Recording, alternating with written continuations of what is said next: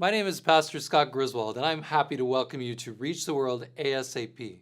I once worked in a huge refugee camp where people waited in bamboo huts year after year, hoping for a chance to repatriate to a safer country. These refugees felt desperate for help, for friendship. Today I want you to hear the story of a conference president, Elder Dean Coridan, whose journey of compassionate ministry led him to India and back to Iowa and Missouri, where he found the world could be reached by refugees and cell phone evangelism. In Matthew chapter 24, verse 14, a real familiar verse says, "And this gospel of the kingdom will be preached in all the world for a witness unto all nations, and then the end shall come."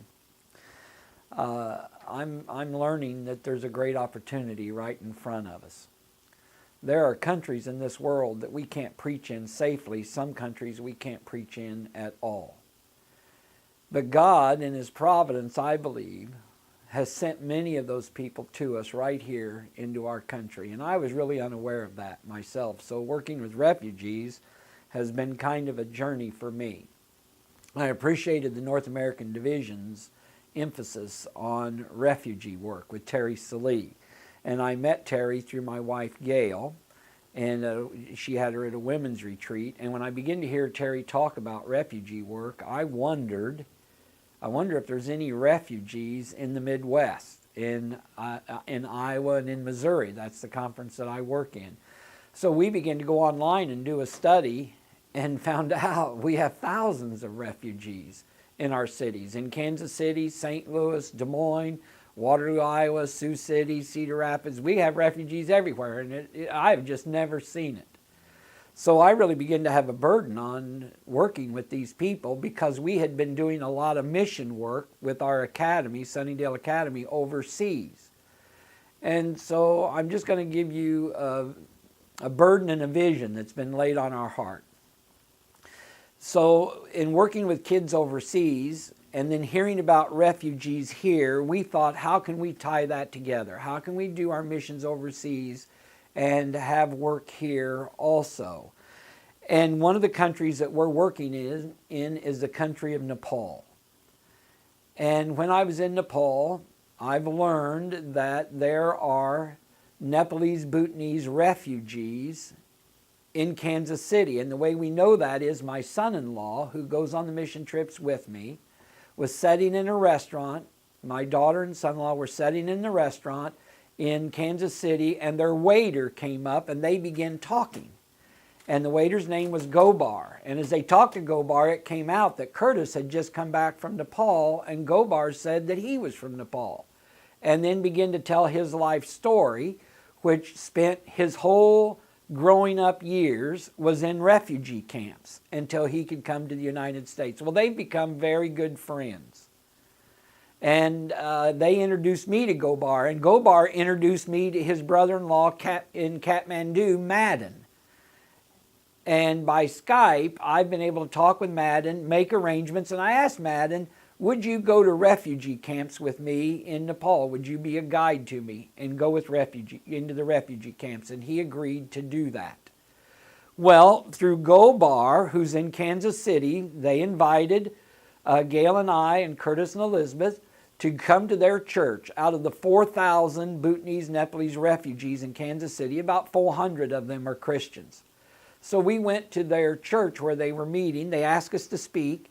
And when they heard that I was going to go this year to the refugee camps, people just lined up and started explaining that they still had relatives in those refugee camps and would I look them up. And I said, man, I don't know. I mean, I don't know if I can get into the refugee camps. And certainly I'll try to look them up because I had understood that those refugee camps, there's 3 of them. There's 185,000 people in those refugee camps. And I thought, how am I going to find people among 185,000 people? How am I going to do that?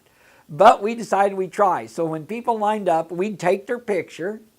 I took a picture, then I'd write their name down, and then the name of the relative who they were wanting me to find.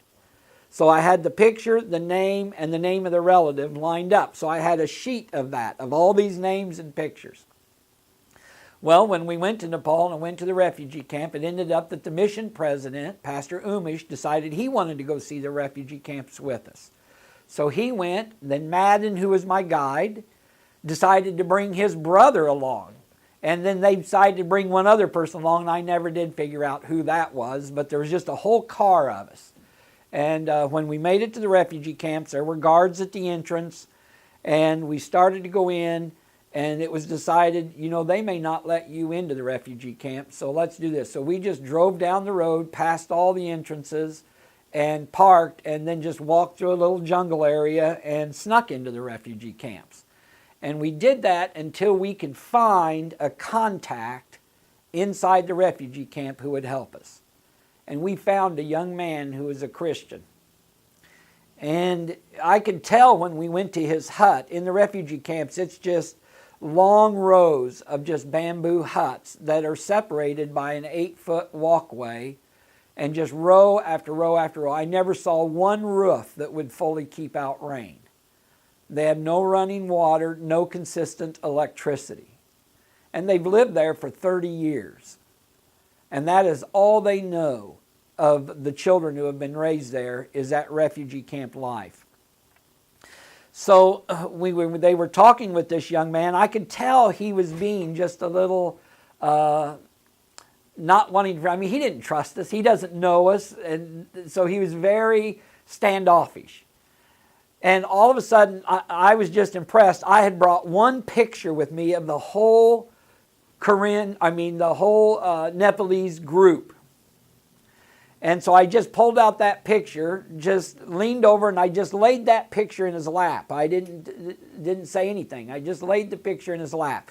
And he's talking with Madden and Umish, these other gentlemen. He's talking with them, and he glances down at the picture, looks up, and then just goes right back down, picks up the picture. He knew the people in that picture, because they had been in the refugee camps too, and he had known them as he was growing up there. Well, everything changed right there. And he said, yes, he would help us. So over the next 2 or 3 days, we worked in those refugee camps. And once we had a contact inside, we went back out of the refugee camps, took him with us, went around to the entrance, and then he took us into the refugee camp as his guest and stuff. We worked there. We found every family on the list that we took. Then we took pictures of those families and have them by the name of the people back in Kansas City. And when we finish the journey here in Michigan, we will be going to that church again, and we'll make a slide presentation of all their families. We took gifts to the people in the refugee camps in the name of their families to build a bond of support there. What I learned in that refugee camp was a couple things. One is they are in constant contact with their relatives overseas through cell phones. Everybody has cell phones. We have no Seventh-day Adventist established work in those refugee camps. 185,000 people left there. The United Nations is on a plan. They're going to close every one of those refugee camps that have been open for 30 years. They're going to close them. So the goal is to get all 185,000 people out of those refugee camps immigrated around the world. And the United States is taking more of the Nepalese refugees than any other countries all combined. So we're thinking, wow, there's an opportunity in front of us that we can really do something that God has led us to. And that is, while I was there and people began to understand that I was giving them pictures of their relatives, they'd go and get friends and bring them around to meet me and talk about their relatives. And as people began to sense that, they'd line up and say, Texas. And just tap themselves on the chest, say, Texas. And I'd say, when? 18 months. Ohio, 2 years.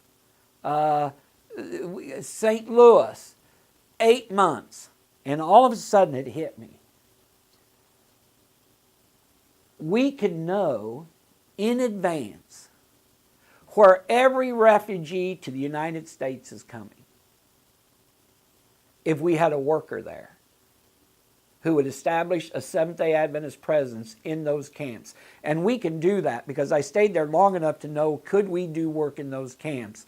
And the answer is yes, we can. We could establish churches in those camps. So we've got 5 workers being prepared right now, Nepalese workers doing Bible training to send them into those camps. Our goal is to do this. Once we have a worker in those camps and we can know by name the date and city that all these refugees are coming to, if in North America we'll organize, we can meet every one of these families coming into the United States. We can be the ones to meet them at the airports. Every one of those refugees could have a Seventh-day Adventist meet them at the airport. And the federal government's going to fund all that. So the federal government will fund for 3 months to 4 months housing, food, everything for that refugee family to become settled. What the federal government will not do is provide staff to meet them at the airports. What they are wanting is volunteers who will go to the airports, meet these people, have the address of where their housing is that they're going to be, take them to the housing, show them how to shop, show them where the school systems are. In other words, adopt them as a family. We could do that. Those people become our lifelong friends. I am learning as I'm traveling around the world, for instance, in India. I take teenagers to India, and I ask to take them to some of the hardest areas because teenagers like that. They like the challenges of the travel and to go into the jungle areas, those types of things. Well, I've learned that I've been in areas where people are working in rice paddies, farming the way they farmed for 2,000 years. I mean, they got a wooden plow. They're doing it either by hand or by an oxen. And I stand there and watch that and think, wow, they have not progressed for 2,000 years until it's time for a break. And the person stands up, pulls out a cell phone, is standing there in a rice paddy talking on a cell phone anywhere in the world. And then this thought came to me, wow, refugee camps, they have nothing. They don't have roofs that can keep rain out. But they have cell phones. They have internet connection. They have Skype capability. And I thought we really can take the gospel to the world. Because every refugee in the United States that we lead to Jesus Christ today, tomorrow their families will know it. And they will become the preachers through technology to the countries we cannot even get in. Truly, God has brought it to us. It's an opportunity. I was so excited to meet and talk to this conference president who has a worldwide vision and a steady determination to make a difference through his local conference. Conferences around North America are growing in their mission to reach those God has sent to this country. Pray for this flame to fan into a wildfire that rapidly takes the gospel to the ends of the earth. Elder Coridan has much more to share. I couldn't fit it all on here even though I really wanted to. So I just had to have him tell his story, and I left out the practical parts of what you can do. If your heart is inspired and you want to change the world by reaching refugees close by, then you need to go to our website, reachtheworldnextdoor.com, and watch 4 more short videos. In Citizenship 101 and 102, you'll hear Elder Coridan share specific things you can do to help refugees when they first arrive. Wasn't that an amazing thought that we can know where they're going to be and our church members can be there ready to meet them? In the title, What Can a Conference Do for Immigrant Ministry?, you will see how God can easily provide the additional money to help a conference or a church have sufficient to reach out to recently arrived refugees and immigrants. In Boost Our Schools with Refugee Children, you'll find out what can happen when we open the doors of our schools to these precious people. And in Mission Trips Impact Our Children, you will hear his wife Gail describe the amazing impact that mission trips and refugee involvement has had on her children and others. Plus, there are many more ideas on the website for how to specifically help refugees right where you live. Just look under the section, Tangibly Help New Arrivals. I am so excited about what God is doing. Just like at Pentecost 2,000 years ago, there are devout men of every nation dwelling in the Jerusalem of North America. As the Holy Spirit comes down upon us and changes us, they will truly hear in their own language, and then they will take the gospel to the ends of the earth, maybe even by cell phone. Won't you join me in any way you can to reach the world ASAP.